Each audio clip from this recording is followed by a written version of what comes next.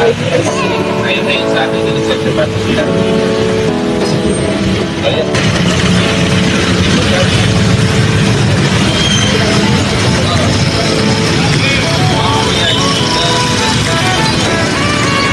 Opening po to ng Bagong Silang, Hilot Center.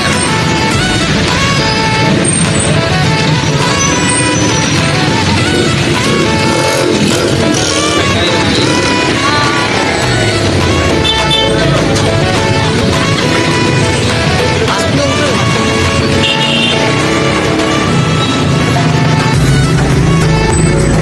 Ibigyan ko lang papasok na.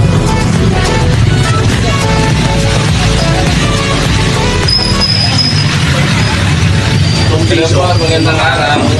Kapayapaan mo ito ngayon nyo.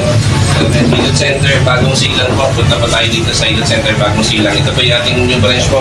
Location po nito dito sa Phase 9, Tangke. Phase 9 kaliwa po ito. At kung galing po kayo Quezon City, Bagong Silang kaliwa po. Kaya sabihin sa Lacson lang or Lacson family, Tangke.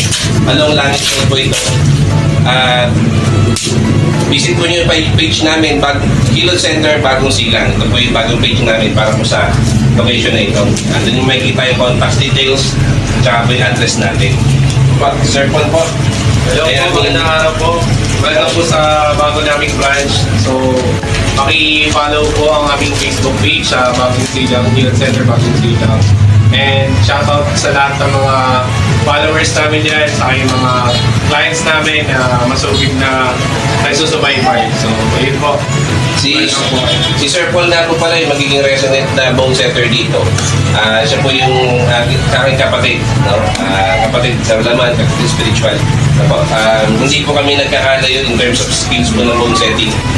No? At yung aking father, si Elder na.